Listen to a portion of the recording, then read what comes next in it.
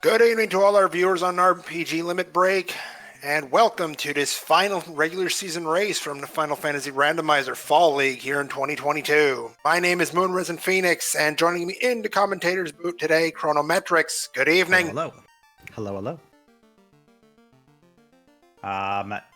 Today we have some really interesting flags to go forth. This is the last race of the last week of Fall League's regular series. The flags today include 3 orbs and all loose items. What that means is that racers will only need 3 orbs in order to access the last boss Chaos, as well as the loot and the key, instead of the normal 4 orbs. Additionally, all the key items are going to be, no loose. I said all loose for some reason. Yes, and additionally, all the key items are going to be in known places. Mixing this up a little bit, we have an unusual start in terms of party composition. Players will have slot 1 forced into a fighter, slot 2 free choice, except no black belt, slot 3 forced into none, and slot 4 forced into black mage. Fighter starts with some interesting blursings today, including a Thor Master, which is a viable endgame weapon for a fighter. And some high vitality, and some other interesting things coming on, which we can talk about in a second. Other notable flags. Racers do start with the canoe. What this means is that right away, Ice Cave is going to be available if they want to go there after Provoca. Crescent Lake is going to be available. Floater right away is available. Ordeals is accessible without a dock. And various other choices are available to racers which might not otherwise be available. Making this even a little bit more confusing, Chaos is going to be 100 to 200%, as will all Fiends, meaning that this long Topher race is going to have quite a difficult ending. Regardless of whether we have Fighter, Thief, or Black Belt in our party, and we'll talk about how you can get those other two in just a minute, players are probably want to grind to level 30 to 40 for at least one of their melee characters before they head into that Topher, just to be safe, because it's a bit of a doozy. So we will be looking for grinds throughout this race. Racers are getting started here. And for our featured runners here tonight, we have Demon Frog on the upper left from the Trash Island Fire Department, as we see Harm 4 and Heal 2 on White Magic level 1, and Lock 2 at the very least on the black side on level 1. The upper right will be filled by Forsaken Sadness from the center for competitive forfeiting. The bottom left, Burt Reynolds from the Feels Bad Men, and the bottom right will be Dark Twinge from Back in Brack. Mm-hmm. Also to note, for our teams here tonight, Demon Frog, Forsaken Sadness, and Burt Reynolds will be racing for hopes to lock in one of the 2 remaining playoff spots, hoping to join the Temple of Friends Revisited and Team FF Rando in the semifinals that start next week. Yes, we have a very close race, and it could very well be anyone's game. And so we'll be looking at 3 of those racers here in particular today as they get, and paying attention to what kind of positions they have. Notable here, Dark Twinge getting TNT and Crystal from the King. Important to note that typically in this particular setup, you're going to want to head immediately east to Provoca, and then south through the River Canal, but with the TNT in hand, that may change, especially as we see what we get from Matoya. Have you also seen what we start with in terms of AoE caster weapons? You know, I plumb forget, but you're right. We do start with an AoE caster weapon, so each and every person will have one available. It's a Bane Sword, that's correct. Yep. Forsaken Sadness putting it to use, unfortunately against zombies, that's not going to fare too well. Bane Sword, one of the least useful AoE weapons you can get from the AoE caster. Can't easily clear battles, but can come in handy in a pinch in some of the later fights when you have nothing else to do versus Kraken. You never know when that thing's gonna pay off. Twin certainly moving fast here straight to Matoya's. Picks up an Adamant, which with a TNT is a great combo and a direct path to Dwarf Cave. Demon Frog not heading to Matoya's first. So he's going to miss out on that, and he's going to have to double dip Dwarf later. Did pick up a ribbon in Dwarf Cave, though. Who's going to complain about that ribbon? No. And who's going to complain about that Pro Ring +4 that Dark Twins just picked up? Exactly. Forsaken Sadness from very close behind. Ooh, the bottle for the TNT. Extended long open progression is on, so after clearing Dwarf Cave, we'll likely see racers head down south from there for the Marsh Cave, Astos, Elfland area. But with Matoya's Crystal Demon Frog specifically heading back east to see what he picks up, and he's going in for a Pound of Sadness. Both Twinge and Forsaken Sadness going to Provoca. They're gonna hit up a pirate, punch him in the face. Notably, we see Exit in the magic shop. Exit does enable Ice Cave. Early Ice Cave is available. It's a bit of a chonker. Unless you have Exit or Warp, and we do have Exit, so we might see people diving Ice early if they want to try to steal a march. And how about that level 2 Black Magic? Nuke and Fire 3 just waiting for us there, as well as the Cat Claw -2 at 45,000 gold. Who wants that right now? Not many people. We haven't talked about it right now, but Thief is in this game and does have Cat Claw Master.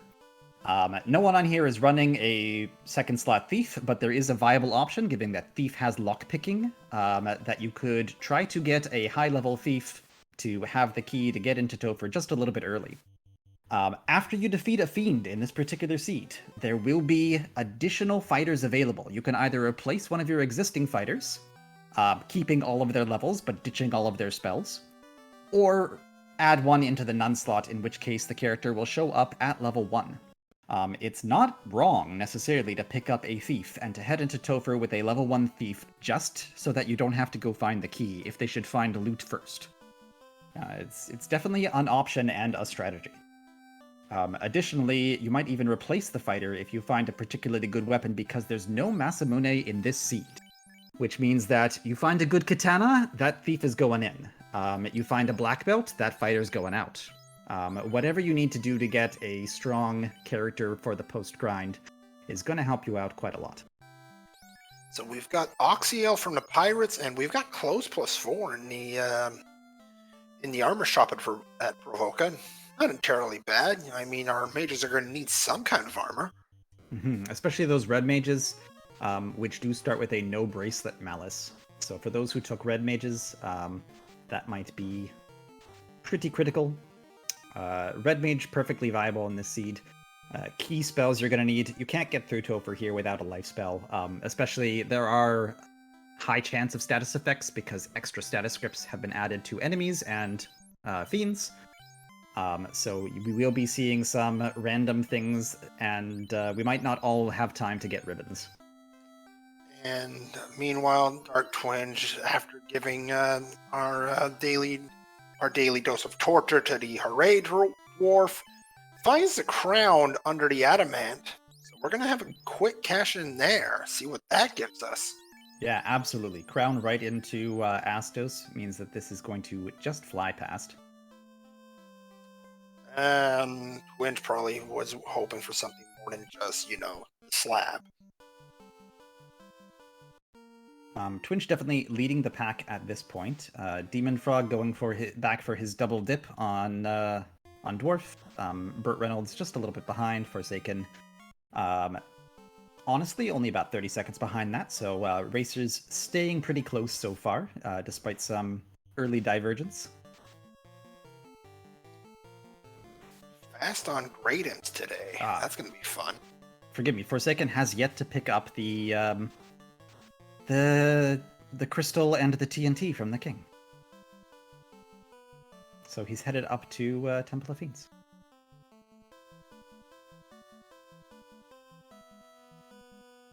There's the ribbon pickup by Burt Reynolds, and Dark Twinge looks like we're going to be seeing in very early Marsh Cave.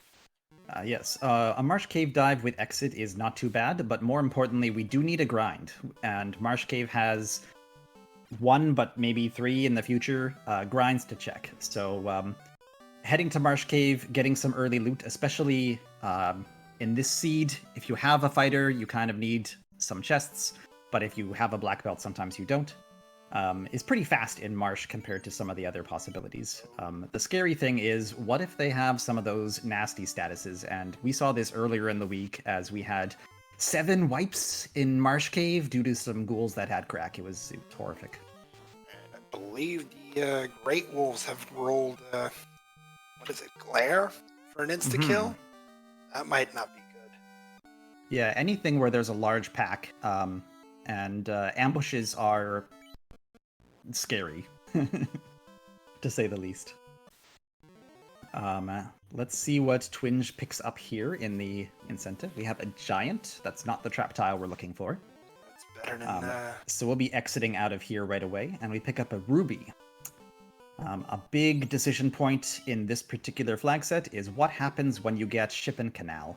When you leave the Inner Sea, we have Cardia Horde, which is available for you. Pretty fast, especially with Exit or Warp, to dive into Cardia and pick up a good, 15 treasures and a key item. We also have Ordeals, which is available. It does have several trap tiles, so if you're looking for a grind, you can go right there. If you have the Ruby, then Titans is a third option. You get the check in Titans, you get the check in Sarda, and you also can stop by Earth Cave to look at the grinds in the Hall of... what's the name of that hall again? Hall of Heroes? Hall of Monsters? Hall of Giants? I don't know. It's the hall to the left.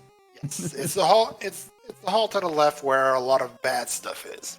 Let's just go with Thanks, Hall of Giants. Thank you. There. So probably with the Ruby, you'll see people incentivizing Titans and Sarda. Some people are in the know, some people are not, but the guided placement rules according to this particular randomize mean that Titans or Sarda, being Ruby locked, will almost always have an important item for our race here. So a good chunk of the time, we're going to find something interesting over there, whether it's a floater or a key or a loot or a chime or a cube. Those are all very highly likely to be in one of those two spots right now.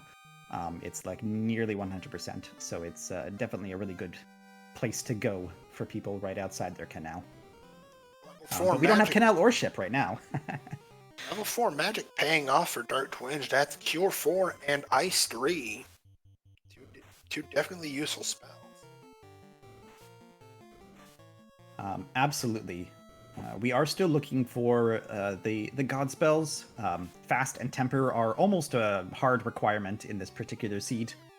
And in Viz 2, nobody is going to cry about having, because it is also pretty darn important. We still haven't seen a life spell. The amount of times that a Topher wipe happens without a life spell in this just triples, quadruples. So you don't want to have that risk if you can possibly get a life spell on your team. Yeah, the whole thing of don't die becomes much less prevalent when you've got a life spell or life 2 lying around, Yeah, absolutely. Twinge heading through the canals, leading the pack again just by a little bit.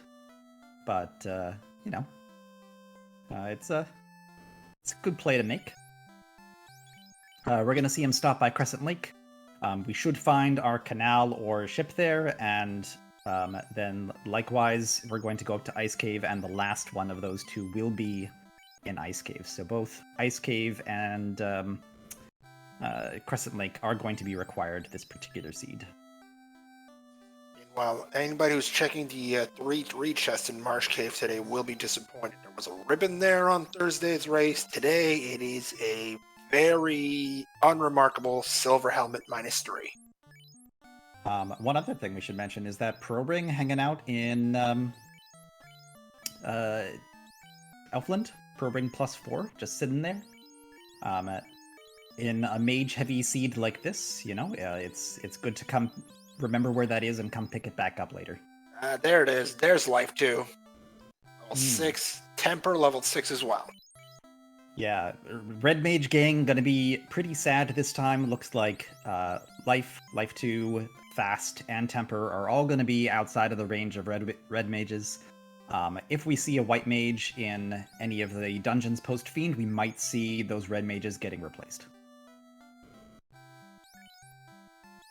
Wouldn't be surprised. Forsaken Sadness opting to grind the giant just a little bit.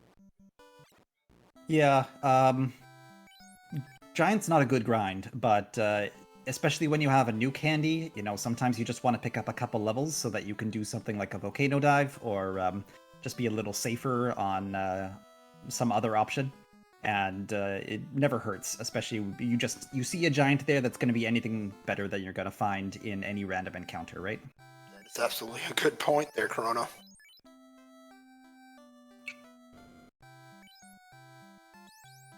And it's pretty fast just to pick up a level or two with nuke. Okay, so that was an interesting first encounter in an ice cave for Dark Twinge, and this one, yeah, that's gonna hurt. Dragon, sub-level 10, you don't like that. I kind of like it, actually. Ice Cave has one of the highest trap tile densities. We have 5 trap tiles.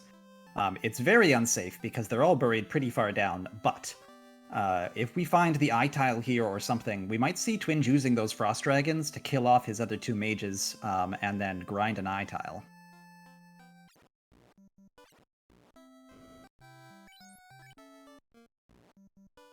No warp, so we're doing this the long way. 4 mages. No dice here. 4 mages also another good candidate, like the giants, to pick up some early levels. We have poison and stone sorcerer groups. This is just going to hard invalidate any trap tiles in Ice Cave, right? You level up the fighter, you don't have any other way out, and you get stone touched, you're toast, right? So that's he's not even gonna check. That's just sadness right there. So Ice Cave, very unsafe Ice Cave today.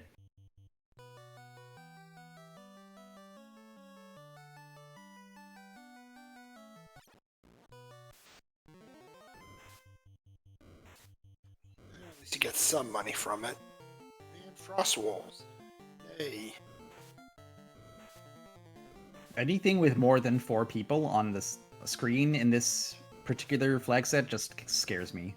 The amount of wipes I had in practice just from a random status effect completely obliterating your party in one turn is almost every run, and it's just disgusting. There's the ship, which we were expecting all along, so Twinge will be the first person who now has access to leaving the Inner Sea. Meanwhile, we've got Burt Reynolds looking in the side chest there right next to the ship, and they'll find the opal bracelet. It might be -2 or 3. I forgot. -3. Yeah. -3, but it's still an opal bracelet.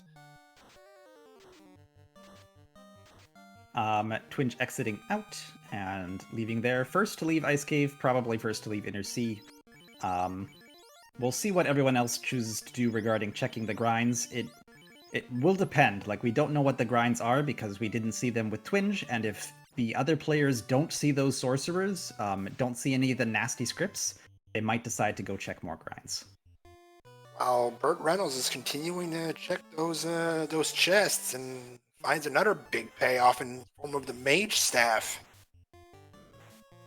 Yeah, Mage Staff, great sweeper item, pretty useful if we find a group grind, but slightly less useful with the advent of level 2 nuke. We're just going to have lots of magic available for that, so we won't see too much Mage Staff use in this particular seed. Ship over in Provoca at Twinge's side, and out he goes to Canal. Oh, no, he's stopping by Canaria. Picking up items. Needs himself some houses, maybe? At this stage, I'd be surprised. Picks up 3 houses, that's not too bad. You don't need quite as much encounter manipulation in this particular seed as you might otherwise, because you're not diving so many things, and you're not like doing an overworld grind or anything like that. So picking up just a few houses can carry you a long way in making sure you have some spell casting available. As expected, he is heading over to Titan's Cave, and we'll see whichever our other racers make the same choice. It's probably the optimal play here, but strategy-wise, you never know what's in any particular area, so stealing an early Ordeals is also an option to try to get ahead if you're looking to upset the balance. We do find, is that a Frost Dragon grind over in on Demon Fog's side? Yeah, that particular spot was a Frost Dragon grind. So that is an option. Today, the available grinds are 4 kinds of dragons, 1 eye, and Agama. Those are by far the best grinds that we're going to see, and the sad grind is the Gur Shark. You can substitute Gur for your word of choice. How about that floater with Zarda? That's a big Floater find. Zarda is a pretty good pickup. What was in Titan's item? Titan's item, I don't think Twinge went that way yet. He did not.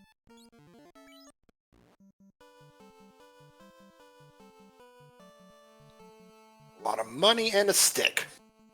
Titan's indeed paying off doubly in this particular instance. We have the floater and the rod, meaning that Twinge has access to the necessary 3 dungeons to complete, and access to the floater. All he needs is key and loot. Key can, of course, once again be gotten by thief in an emergency. Loot is still just gonna need to be found.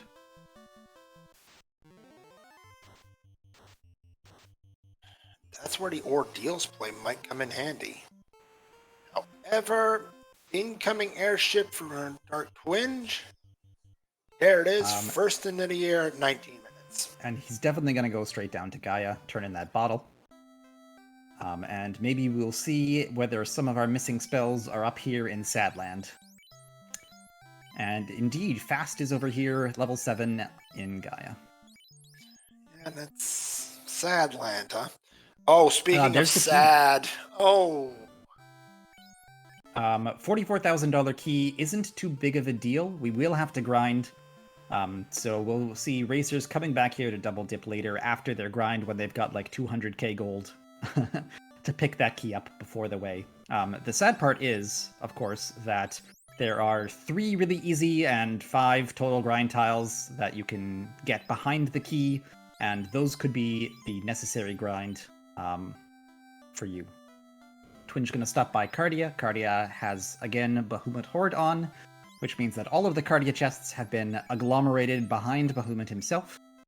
There will be a key item directly behind Bahamut and a bunch of other goodies to sort through. If the tail turns out to be behind Bahamut, we're gonna have words here. And of course it does. You called that one.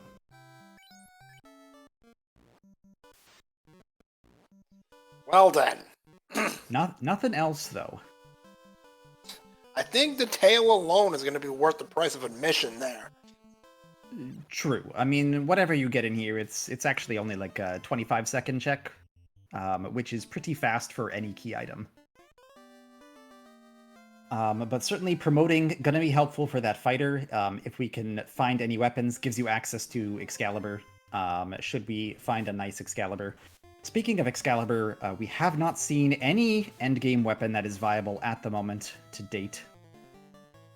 So we will have to hope that something shows up. Burt Reynolds has headed off to promote first. Also picked up the tail, headed through Cardia, and is now going through his Titan checks, picked up the floater. So he's going to be pretty happy about that. And Demon Frog just a little bit behind him, but has not promoted as of yet. We're going for a check in the Hall of Giants. What do we got? Ooh, Cobras. Not great. Invis 2 and Life on level 5 here in Melmond. So there's 2 of the other key spells that we were definitely still looking for. Neither Red Mage available, looks like. So no, Invis 2 should be red mage available. So that's something. Another Bane Sword at Earth Cave 1 North. Not something Bert wants, so just a straight reset. We already started with the Bane Sword, if you recall. And it's a Bane -2 as well. Yeah. It's not anything anybody would want. Mm-hmm. No good grinds in Earth Cave, incidentally. Or at least the parts of Earth Cave that we've seen so far. So, as of yet, no good endgame weapon, no good grinds. Still need to be able to make sure that you promote in order to get those endgame spells for your Black Wizard and White Wizard. We have Twinge deciding to dive Volcano first, which is a pretty good choice if you're still looking for equipment, because the gear density is real high. Armory alone. And so we're going to see him check some chests at the armory and other places. Oh, there it is. Oh, wow. Okay, the eye is not playing nice with us tonight.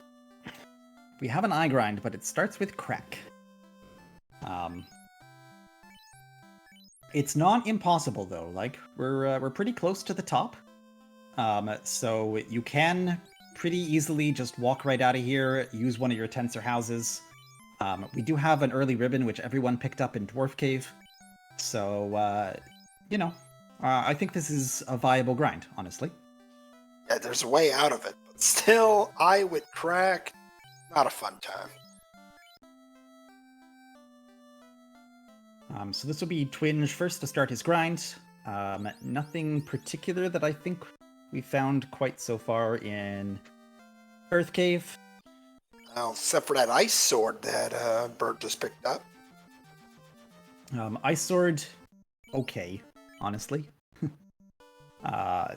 Let's hope we don't have to dive Topher with an ice sword. Yeah, no, but ice sword for the time being, yeah, you'll take that.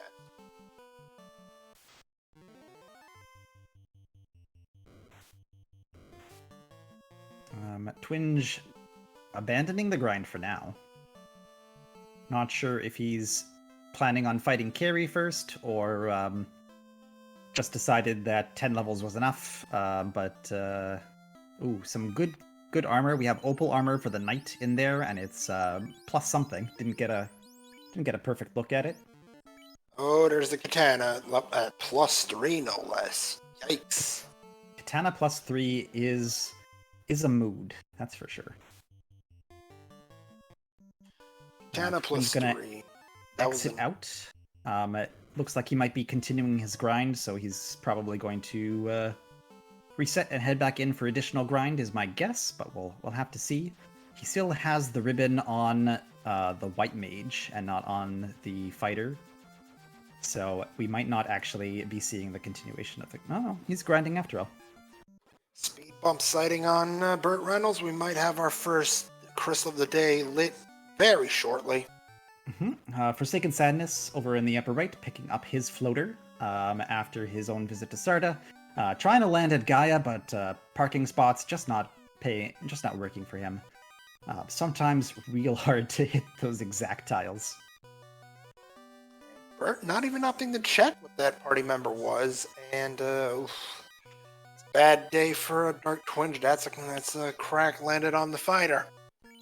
He did pick up the life for his white mage, though, so he's not in a bad spot right now. But hopefully, it's a reminder that he still has a ribbon and that he might need to move it over.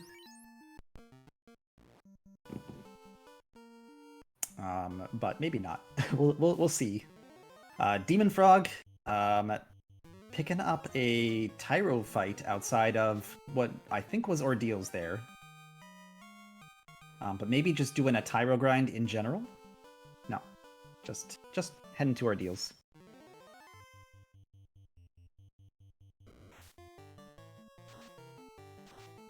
I wouldn't think Twinge is going for a full party grind. He might be grinding up his mages to help him get through carry. It's really hard to kill your characters off at the eye, despite it having crack. So that might be what he's after.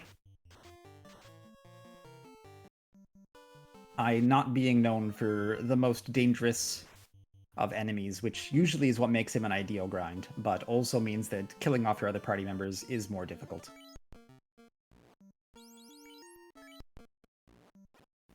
Yeah, we see over here in the Fane, slab turn-in is a ribbon. So we get an additional ribbon. This is the most ribbons we've seen all week in any of the games, which is 2. It's the maximum we can have. Most of the races this week, no one's found a ribbon at all sometimes. It's been... well, with fast seeds like this, it gets a little rough. You don't necessarily check all the chests. You don't necessarily do all the turn-ins. Yes, white shirt over on Agama floor. That's an easy find for some evade stacks. Yeah, having the extra Invis 2 cast on your character is definitely going to be handy for the Topher, seeing as there's no ruse stick available. Also, I missed who the Lich recruiter was, but it looks like we have a black belt over here in Dark Twinge's carry fight, so we might see Twinge pick up the black belt here and replace his knight. Twinge hasn't found a weapon yet, if I recall correctly. He's got the katana, but that's not very helpful. Where we're at. He may very well opt to swap into that black belt.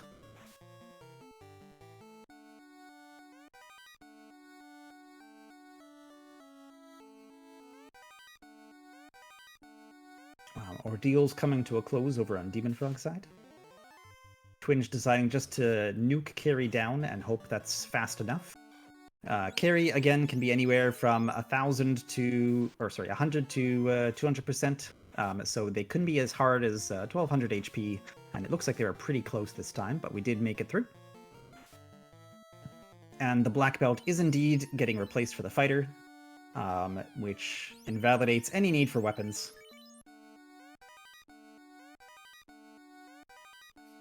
Interesting grind. Meanwhile, we've got our Thor hammer. Unfortunately, it's -3. But the loot, there it is, in Ordeals.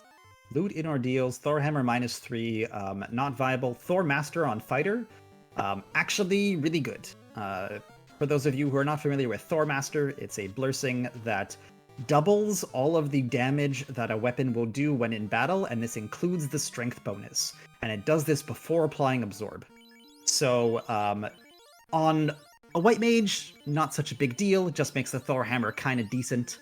On anyone else, fine. Thief is fine, whatever. But on fighter specifically, you're going to have that high level strength at high levels. It's going to double. You're going to be swinging for ridiculous sums.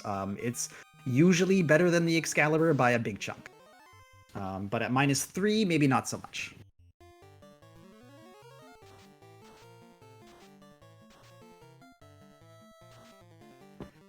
Forsaken Sadness, finding his promotion in Cardia. 4 -3 doesn't feel good, though. No, it doesn't. And there is a black belt in carry. Everybody's going to be going to carry, because Volcano doesn't require any gate items. So we will potentially see quite a few people swapping in there. We have Slimes over in Ordeals as a slot, and it looks like Demon Frog is fighting some Slimes. Burt Reynolds was picking up cash, possibly to purchase the early key in Gaia, but gave up, and instead has moved over to Waterfall. Waterfall also having a Blue Dragon grind, which is also a viable endgame grind here, and a key incentive item kicking around inside. What's even left for Waterfall? Cube. Yeah. You wouldn't be excited to find the cube or chime right now, though. I mean, Bert does have the chime already. Oh, it's the herb. Herb, which means Elf Prince probably has cube. But yeah, you don't need both cube and chime and Oxygale and Rod, right? He's already dived Rod. He can go through Sea Shrine pretty quick. So he needs to find the loot. Loot being in Ordeals is going to be the bottleneck for most racers. When do they get to Ordeals? When do they stop checking other stuff? That's going to be the deciding factor here on who gets to go to Topher first. Demon Frog, obviously the one with the most advantage in that particular scenario right now. Sleep, touch, blue dragons. Yeah, that's not a grind you want. Grind.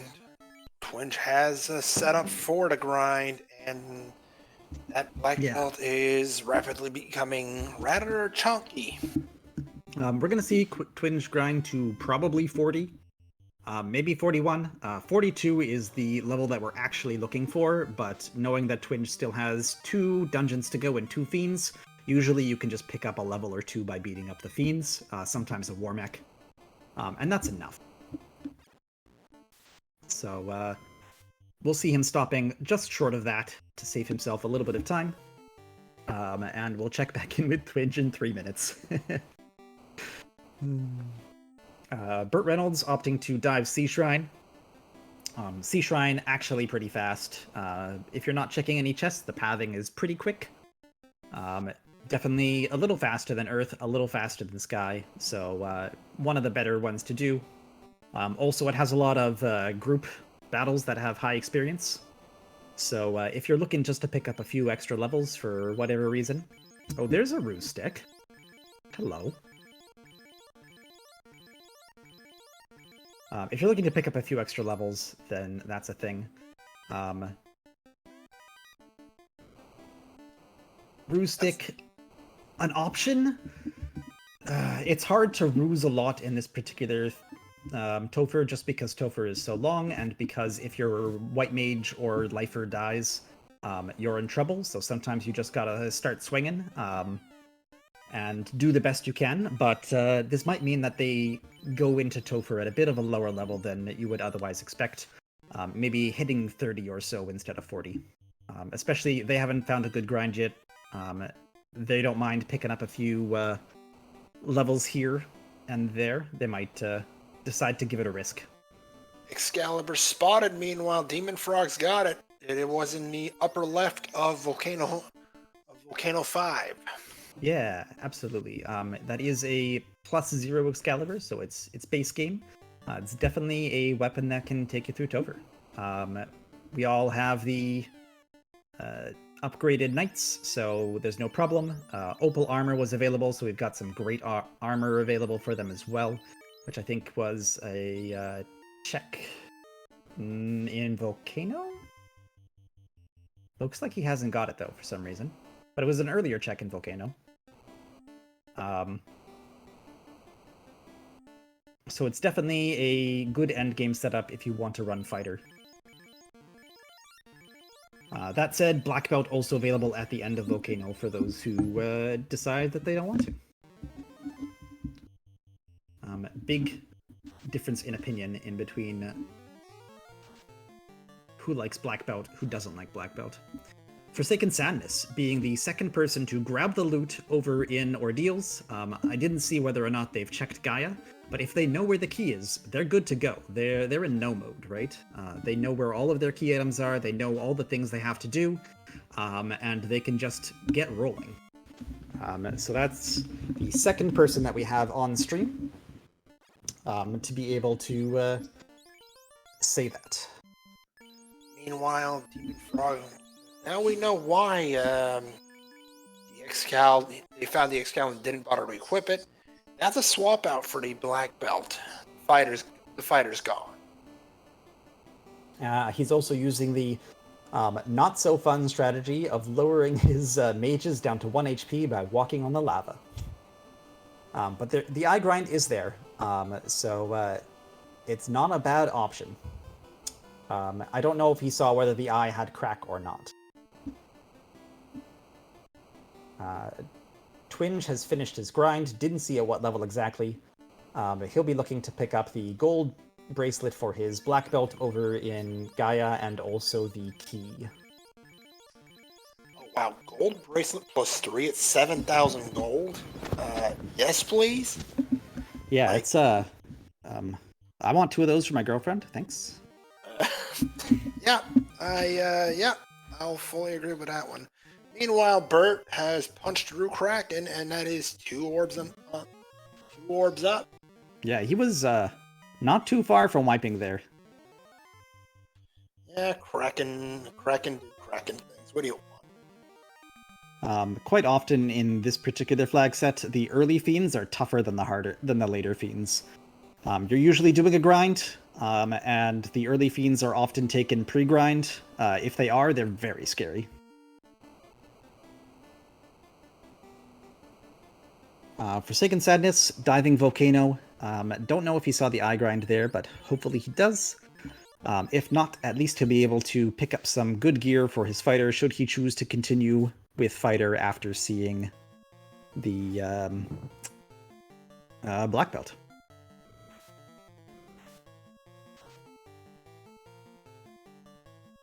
Actually, now that you mention it, I believe we've seen both sides of the coin. Bert has gone through.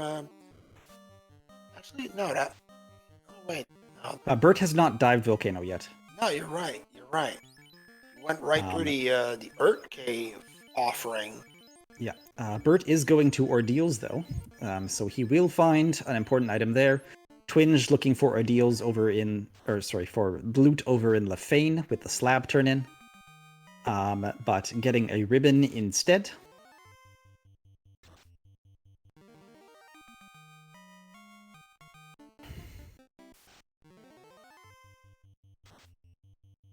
And then looks like Twinge is going to head up and check Waterfall, and probably take on Kraken as well at the same time.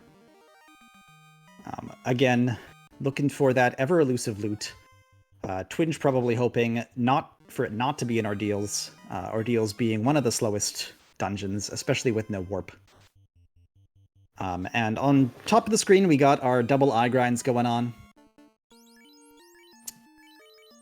Everybody just having a little party, keeping an eye on things. Looks like we'll be checking back on those two in a little bit.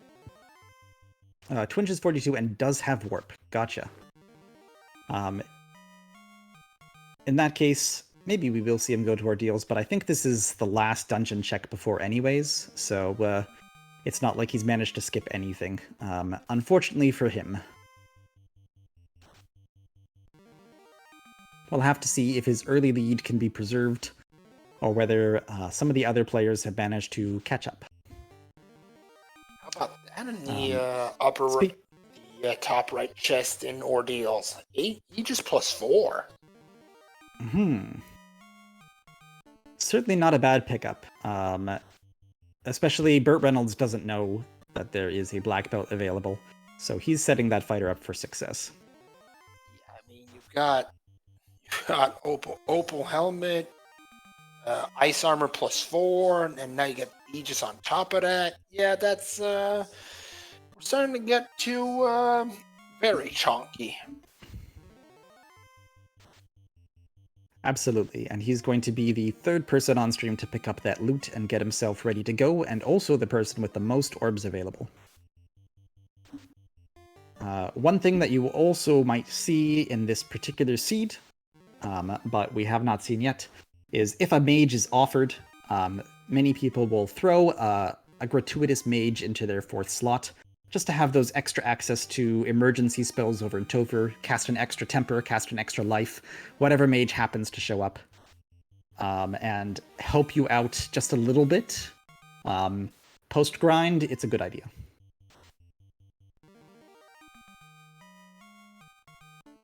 The downside is, if you think you can manage without it, then you can skip going back to the shops by not taking the mage. Yes, and as a meat shield, you're right. It never hurts to have another target for Kraken 2.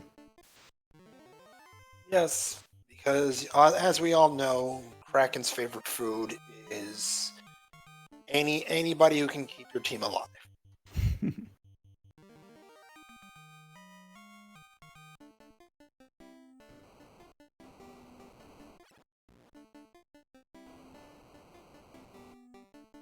Did I just see those sea snakes cast Quad X and then Xfer in that order?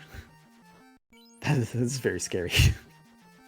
And Bert's going to be the first of our runners to pick up the key.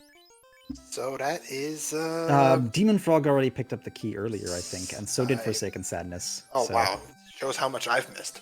Whoops. Apologies, everybody. No, it's fine. Key didn't end up being useful, but sometimes, definitely on this particular flag set, going to check those northwest flags are pretty good. Bert deciding on a grind outside, just to pick up his levels on the world map. Yes, that's true. Twinge did stop by Gaia post-grind, so he should have the key. It would be an oversight or a mistake not to, and it's possible we just didn't manage to see it on stream.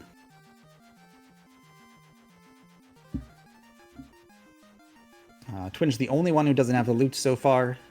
We'll need to stop by Ordeals. But also the first person to complete his grind and the first person to get moving on everything else. So we'll see how that all comes out in the wash. And thank you, chat, for confirming that Twinge does have the key. Twinge did in fact buy the key. Thanks, CCT.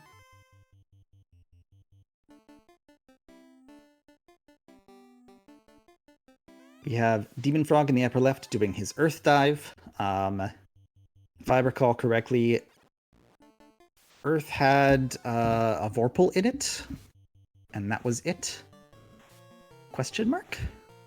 I don't think we've seen Vorpal yet. We saw a katana in I believe it was Earth 4. No, there was Katana is on Volcano floor 2.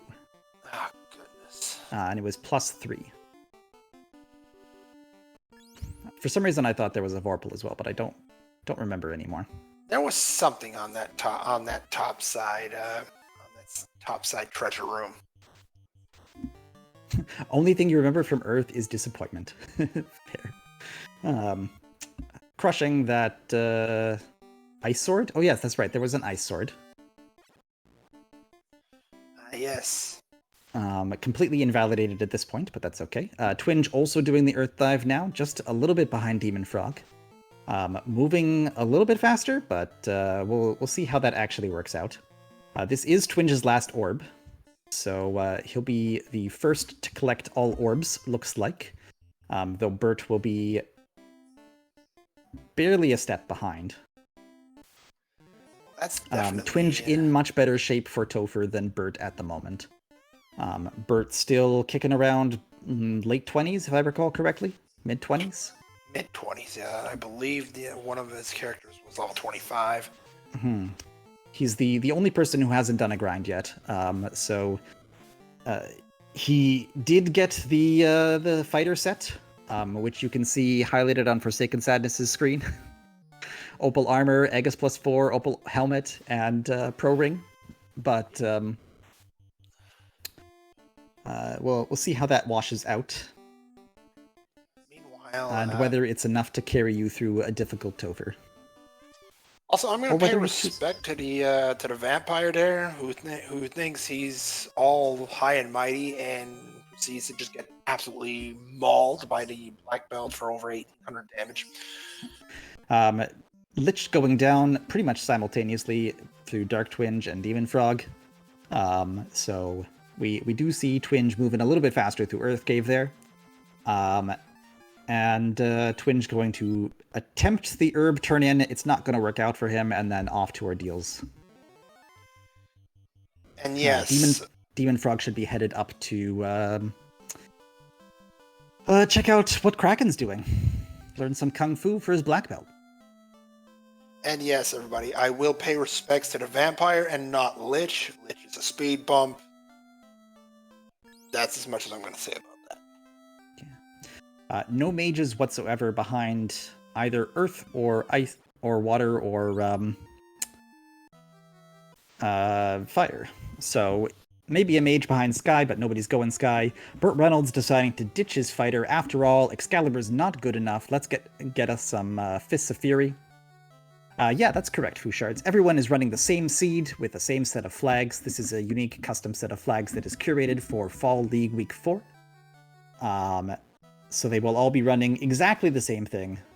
though their choices will be different.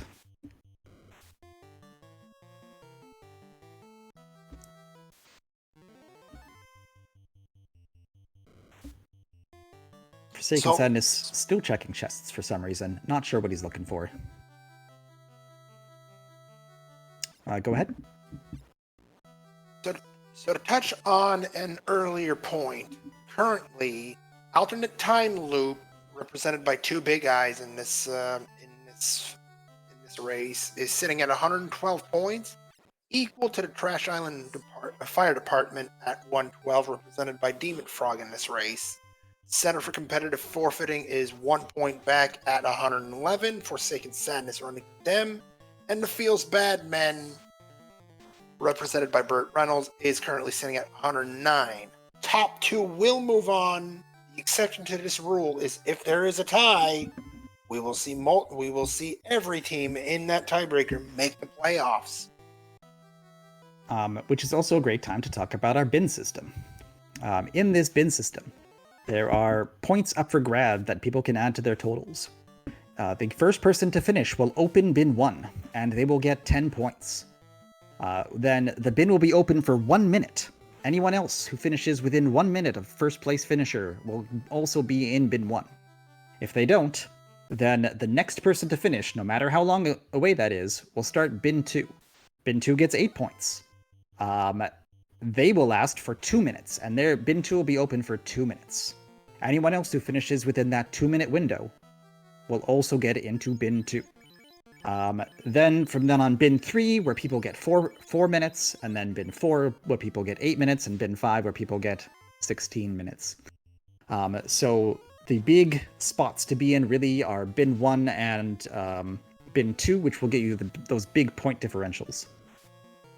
Other than that, it's all 1 points, so we're going to see some pretty close things going on. I will also mention there's an error on the sheet right now because of a last-minute volunteer point for center competitive forfeiting, so they have 1 more point than we think they do.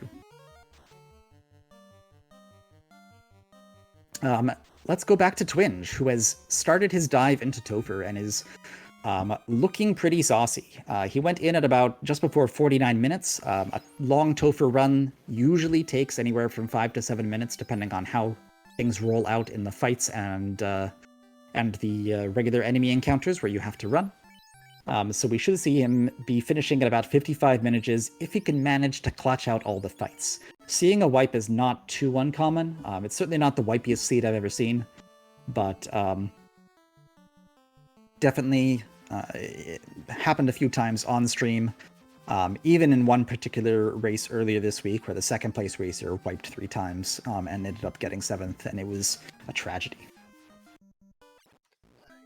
Actually, touching back on a subject you mentioned earlier, I believe the volunteering point has been calculated for the Center for Competitive Forfeiting. I mean, I can go check if they added it right now, but it wasn't added as of the beginning of this race. I just took a look. Oh yeah, no, you're right. It has been added, so it is 111, which is a great number. Big shout outs to repetitive numbers really being enjoyed by humans. And let's see how much you respect carry commands, and well, that first punch is going to say a lot.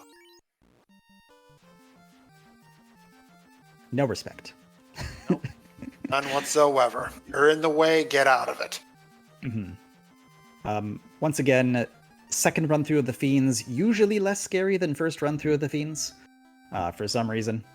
Just how this seed tends to work out and the nature of grinding. We will see there can be some particularly bad rolls. What we're really looking out for is we have 2 ribbons. We don't really care about the status effects. If a particular high roll on Kraken Health or Tia Health shows up, they can just Kung Fu the entire party down. Chaos himself, not usually too scary. He can pull out some nukes, but that's about it, and you're never going to nuke down a 900 health black belt. That's just not going to happen. So we should be able to see a pretty smooth Topher for Twinge at the moment, but there's the off chance. On the other screen, Demon Frog here starting his Topher dive at 52 minutes. So if everything goes smoothly for them, we should see them finish at about 58 to 1 hour. And that should be pretty good time, honestly. Very good time. So let's see how that goes. Burt Reynolds finishing up his grind over at 52 minutes, so we should see him diving into Topher fairly soon as well. We're about to see our first Kraken 2 fight. Let's see how disrespectful this thing is today. Yeah, in my opinion, this is the scariest fight of the entire thing. Kraken 2, if it punches, and punches first, it can take out one of your mages. Punches second, take out the other mages. If you didn't get anything down, it can take 4 rounds at a high health roll to kill, and that could be a wipe. But in this particular case, not only did we only kill it in 3 rounds just by punching it, but it also did nothing, basically. It wasted its time casting spells. Spells aren't gonna even phase us. It was actually a 2-rounder. Thunder first, and that's it. And that's just... Yeah, that was for all the times Kraken 2 showed us disrespect. This time, it's our turn. Tiamat, much tankier than Kraken, but much less scary, typically. So we will see it take a little bit longer, but honestly, not a lot of risk going on here. Especially if he casts this many Fire 2s. Like, we just don't care. Burt Reynolds diving in at 53 minutes, 54, I guess. So we should see him finish just after the turn of the hour if everything goes well for him. So let's wish him all luck. I apologize. I meant nobody cares about the lightning tubes. That's fair. Tier 2 goes down, no problems. We're gonna spell cure up. Chaos, almost never an issue in this particular seed. He doesn't have anything scary on him. Chaos doesn't get the additional status effects. We have 2 ribbons even if he would. And his punches just aren't enough to phase a 900 health black belt. Shouldn't, at the very least. Let's see. Yeah, Temper, we're looking at a 55 minute thing here. Big 738. And Chaos hits with a wet noodle. We don't care for that. 5 hits, 442 crits. Walk 2 makes it even easier. Oh, there goes the white mage. Next shot, 6 for 809. 3. I believe we don't need the white mage. 3 crits. Mm-hmm. This Chaos has rolled pretty healthy. It could be anywhere from 2,000 to 4,000 HP. This one's rolling at about 3,300, it looks like. If my math is correct. That'll do it. This has Twinge, our first on-stream finisher and first finisher overall. Coming in with an official time of 55 minutes and 15 seconds, opening up Bin 1.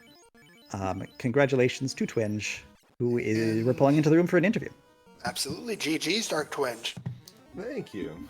That was exhilarating. That's great. So please tell us how such an incredibly handsome racer as yourself has managed to pull out such a fast time.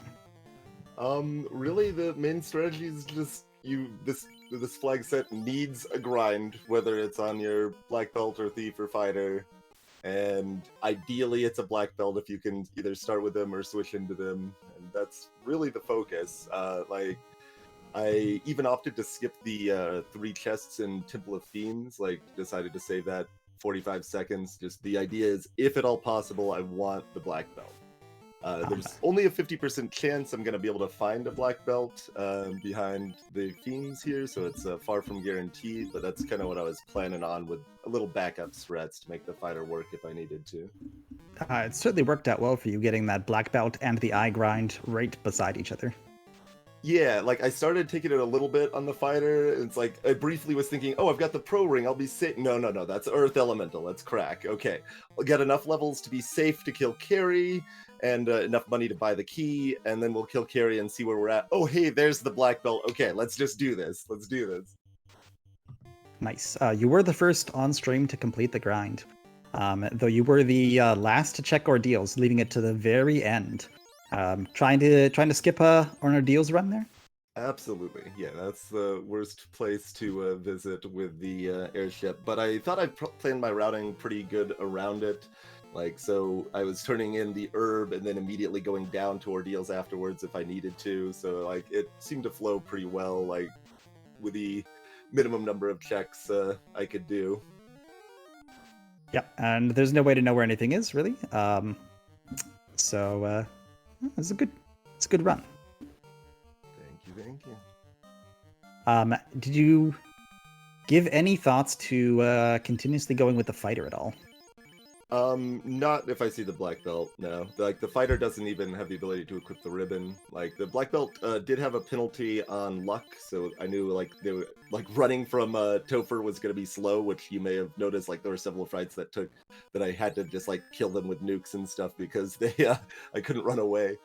But, otherwise the black belt didn't have a downside, so, like, I knew I was going to lean into the black belt if I could find it, but you notice I still promoted because, like I said earlier, there's only a 50% chance I'm going to find that black belt, so I'm still kind of playing the odds and just trying to balance what options I can pull off. Were you not going to promote? Were you just going to pick up the tail behind Bahamut and then like, nope, not promoting today? I mean, if I was guaranteed a black belt, yes. I would just be like, nope, nuts to this. I've got one ribbon, that's for the white mage. Black belt doesn't even need one. But I think by that time you already knew that fast. Also, Demon Frog coming in, finishing second on stream. He's going to be in start off bin 2 with an official time of 58:31. Off stream, two big eyes, one of our key bubblers in the four-way race for third and fourth places. Also coming in bin 1, only 4 seconds behind Twinge with 55:19. So those will be our first 3 racers overall. GG Demon Frog. Yeah. And Burt Reynolds wiping. Demon Frog joining us in the chat room as well as for an interview. GGCU.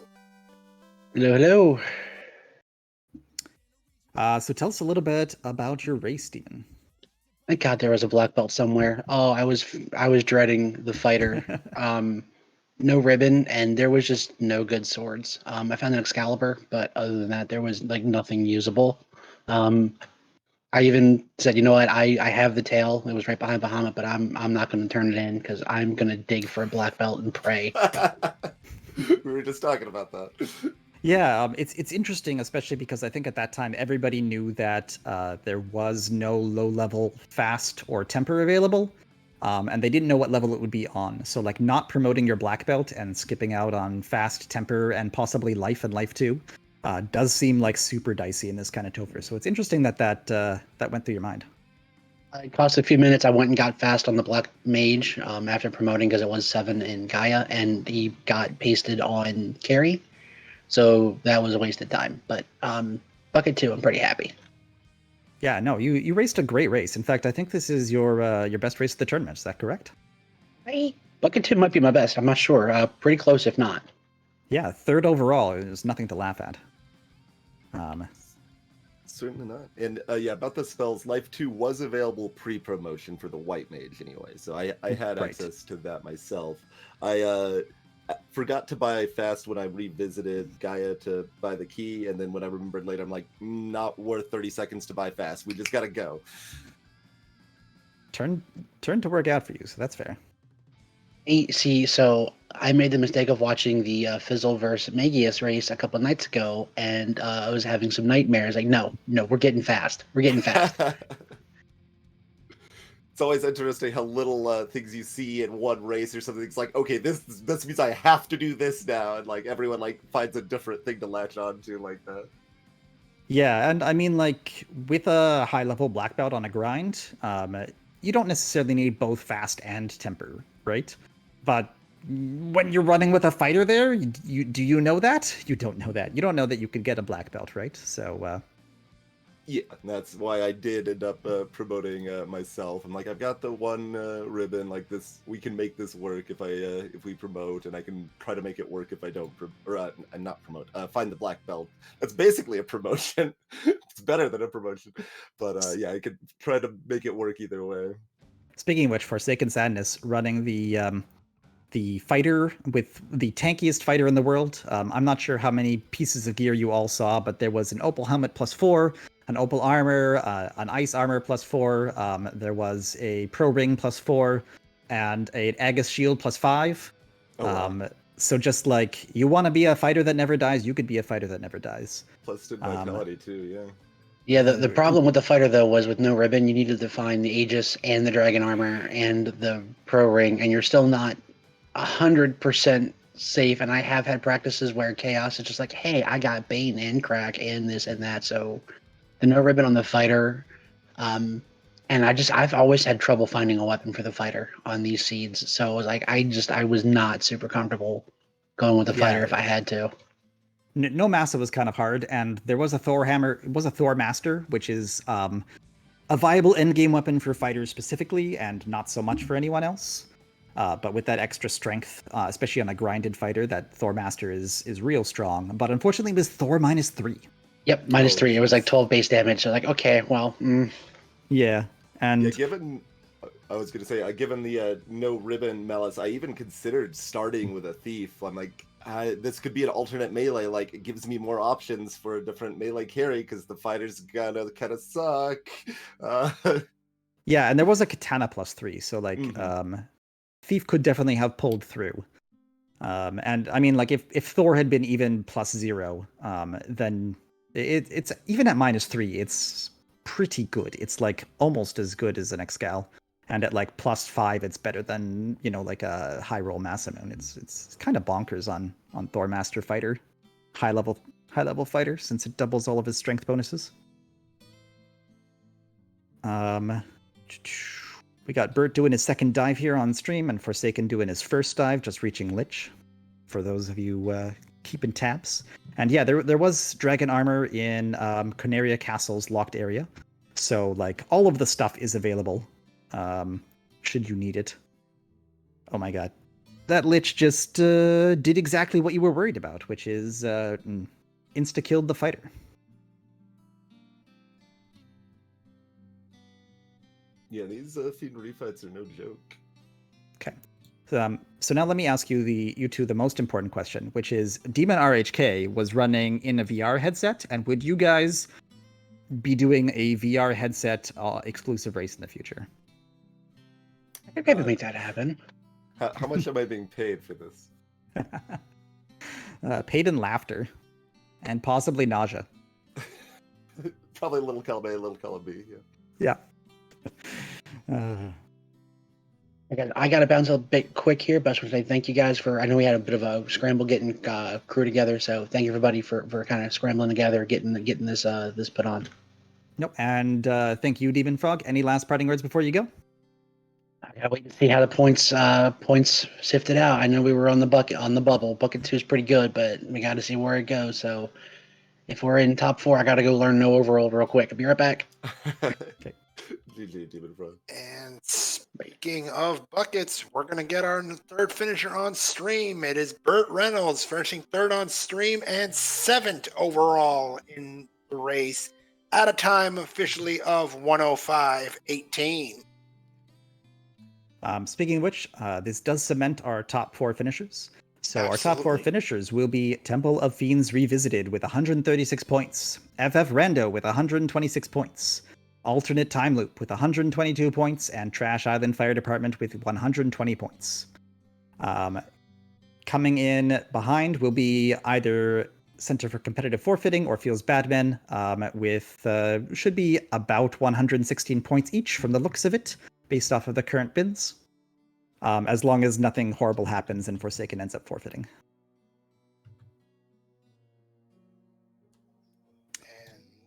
So good races to all the racers, and congratulations for those who have made it to our semifinal week next week.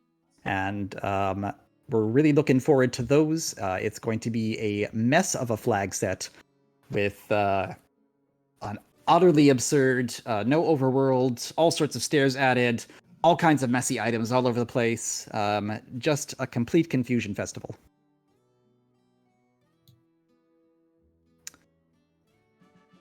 Forsaken, aiming for his additional second dive into Topher here, did wipe, unfortunately. Gonna be a bit of a struggle. But hopefully AAAA can pull it through.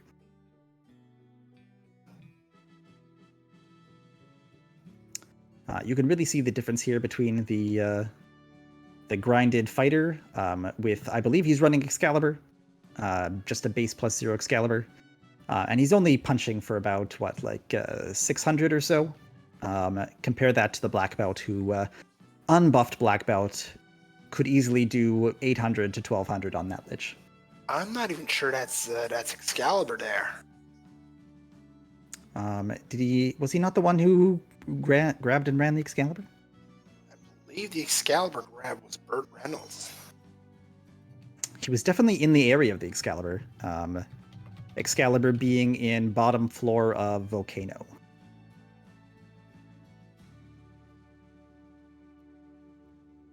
That is the Ice Sword, I see. Yeah, running with an Ice Sword, I think it was +4 or something, is going to make this extra hard. Actually, I think the Ice Sword was flat 0. Was it flat 0? Oh. All my numbers are wrong.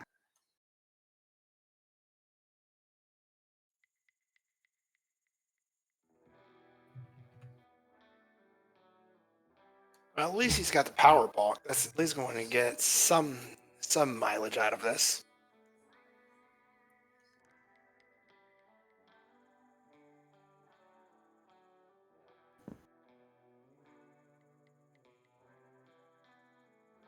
We'll see him take down Carry here. Luckily, at least, we have quite a lot of nukes, so there won't be too scary in the first Fiends. And we can get through those pretty easily, but we are going to have a bit of a struggle. I don't think he picked up the Ruse Stick, unlike some of the other racers. So he is definitely in for a rough couple last set of Fiends.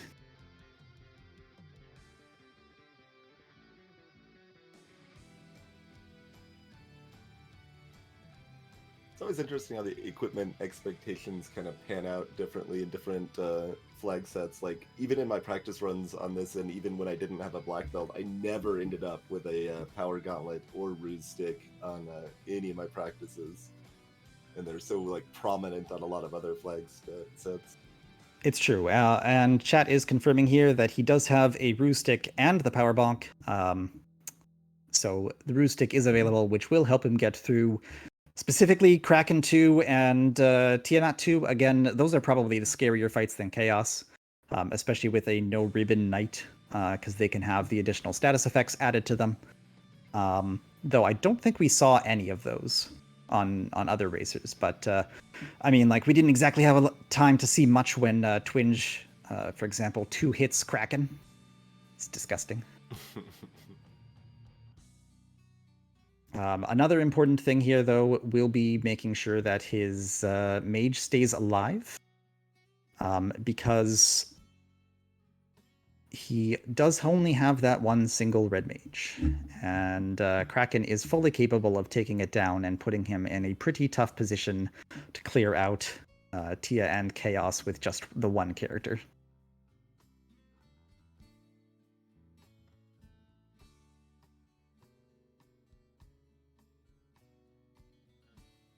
Ice Sword really showing its sadness here. Needing the extra power bonks, extra tempers, just making the fights that much slower, that much harder to avoid getting the accidental chonk and killing off one of his units. But we do clear Kraken this time, so that's a pretty good run. Wanting to go with Tia 2, and we'll have to see how that one fares.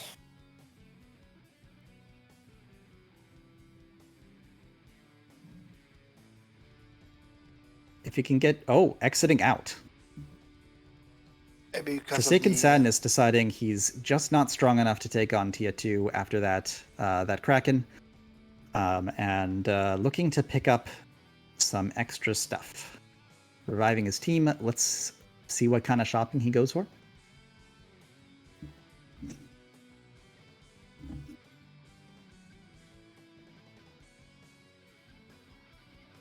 Gonna pick up some heals. Might go pick up some spells.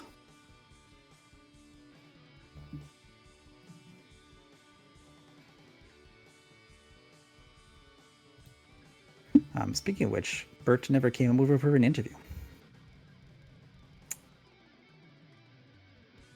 Maybe we're not pretty enough. I can fully understand why one wouldn't want to go for an interview. However, Yeah. GG's to Bert. Either way, that was not the easiest seat in the world. No, he did an excellent race, and I believe he had that wipe in Topher that prevented him from getting a similar time to Demon Frog, if that's correct. Yeah, that wipe did end up costing significantly. Always hurts to lose a few minutes in this long Topher.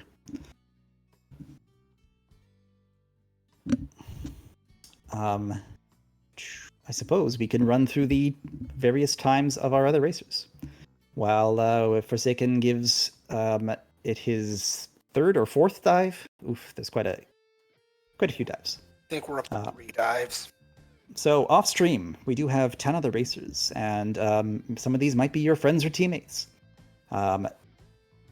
Finishing today in 4th place overall, right after Demon Frog at 1 hour and 17 seconds is Pickles and Beer. Pickles and Beer will be in bin 2. And we'll also be seeing Pickles and Beer in the semifinals, running for Temple and Friends Revisited. Thank you very much. Following them, IB Karma coming in at 5th, starting off bin 3 at 1 hour, 3 minutes, and 18 seconds. Unfortunately for IB Karma, being part of 3 Fiends and a Fledgling, they were at the bottom of the standings, and this will end their season. Following them in 6th place, Phoenix 29, coming in with an official time of 1:03:33, right after IB Karma at the cusp of bin 3. Phoenix 29, we'll be seeing him flying into the semifinals, part of Team FF Rando. In 7th, as you saw, was Burt Reynolds, who was our 3rd racer on stream here, who still manages to squeak into bin 3. And to finish our bin 3 out with, it looks like almost the very last second, Dark Moon EX 8th place, finished at 1 hour and 7 minutes and 2 seconds. Absolutely, that will be a bin 3 finish. And unfortunately for Dark Moon, the dev team will not be making the semifinals. In 9th place, Demon RHK has finished with a time of 1:14:29, putting him at the start of bin 4. Bin 4 will close in 8 minutes, so Forsaken Sadness has until 1:22:29 in order to finish his run in bin 4. And unfortunately for Demon RHK, the On-Rack Fishing Game Commission Coastal Edition will not be making the semifinals. Forsaken Sadness doing his best to fight through, using a few extra nukes on Badman here. I'm not sure if he's just trying to pick up some emergency levels in case he needs to exit out again, or what, but he has the nukes to spare, so I suppose there's no harm in it. It is notable that Forsaken Sadness grinded to the lowest level of any of our racers, only grinding to about 30, if I recall correctly, whereas most of our other racers grinded to 40 or slightly even higher. So did play it a little bit unsafe, and unfortunately seeing the effects of that now. Sometimes you can squeak through at a lower level, especially if you find some particularly nice gear. Ice +4 sword, or Ice +0 sword, I guess. Just not cutting it.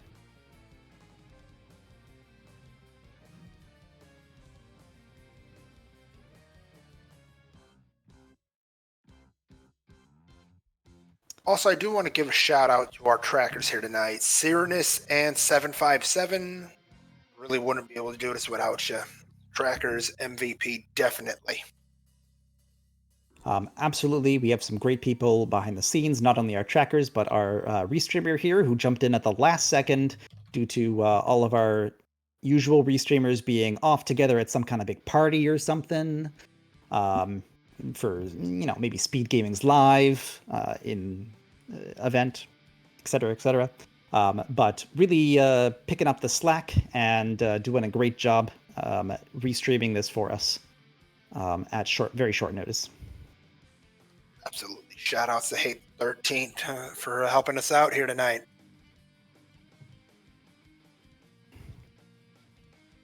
Truly, it is the volunteers that make this the most incredibly good-looking community that there is on the internet.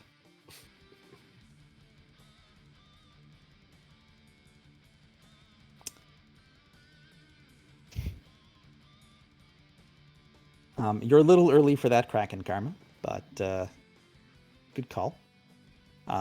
We are going through Lich one more time.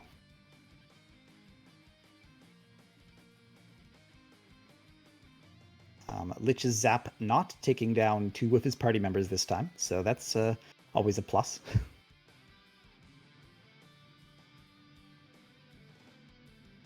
1,000 damage, slightly better than the 600 from last time, so things going a little smoother.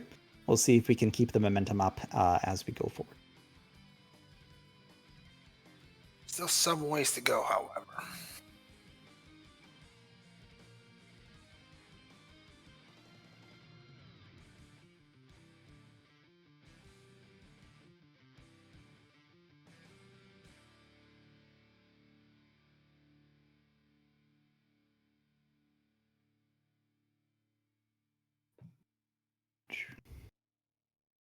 Yeah, and this is always the struggle of Topher, which is just like some of these seeds, especially some of the more challenging seeds, you come into them and you think you're prepared, you think everything's fine, you get some bad wipes, and maybe even tilt a little bit, start making some poor choices, try to get through as fast as you can.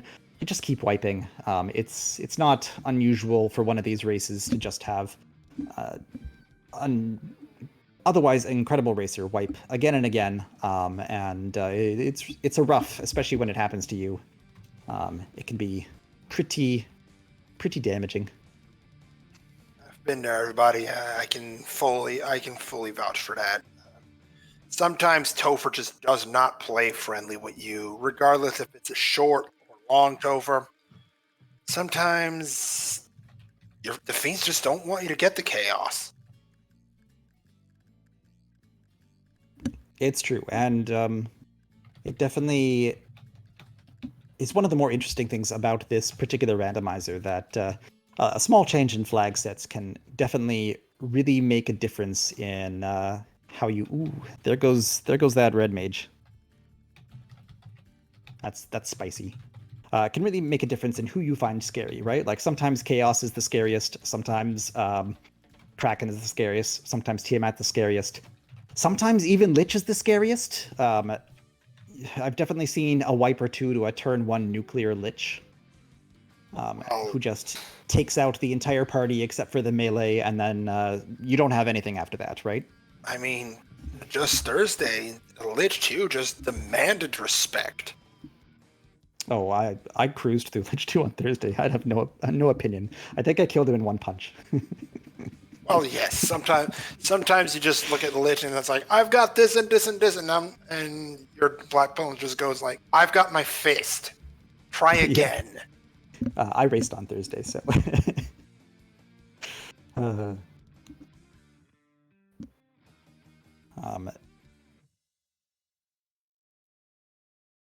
It's also telling to see the difference between the safety that people come into it on the wipes on a short Topher and a hard Topher, right? Like the difference between losing 2 minutes and 7 minutes is pretty huge. And so there's just like a lot of more safety. I dodged the bad stuff. Bane and then nuke at a Lich 2. Yeah, I suppose. I'm not going to say that much about it. I didn't particularly have a fast race. And it's a testament to the other racers that I reviewed my race against someone else, and the top racer, who was Fryteeth. And we made most of the same decisions in terms of routing. And they were just 20 minutes faster than me. So I just lost 20 minutes in like sheer finger speed. Well, it was actually more like 18 minutes. There was like 2 minutes of other stuff. But it's really incredible, the ability and experience that some of these racers have. And it looks like we have come to the end of the road for Forsaken Sadness here once again. So perhaps now is about a time to do a quick wrap up, and then we'll pass a raid over to Forsaken Sadness for them to finish out the race with. Can you close us out, Moon? Absolutely. I want to thank every single one that you volunteered today. My co-commentator, Chronometrics, our restreamer tonight, Hate the 13th. I also want to give another shout out to our trackers, 757 and Cyrenus. I want to thank the members over at RPG Limit Break for allowing us to restream the tournament on their channels.